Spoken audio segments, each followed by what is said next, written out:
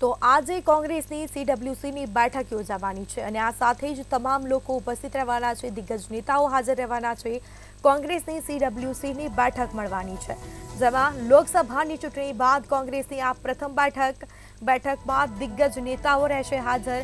ચૂંટણીના પરિણામ અંગે બેઠકમાં ચર્ચા વિચારણા થશે।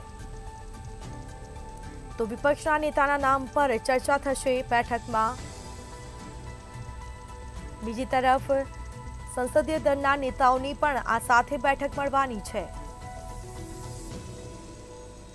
તો આજે કોંગ્રેસની સીડબ્લ્યુસીની બેઠક મળવાની છે, જેમાં વિપક્ષ નેતાના નામ પર થશે બેઠકમાં ચર્ચા।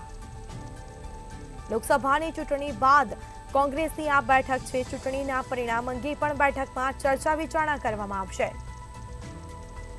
તો વિપક્ષના નેતાના નામ પર પણ ચર્ચા થઈ શકે છે। બેઠકમાં દિગ્ગજ નેતાઓ પણ હાજર રહેશે, સંસદીય દળના નેતાઓની પણ બેઠક પડશે સાથે।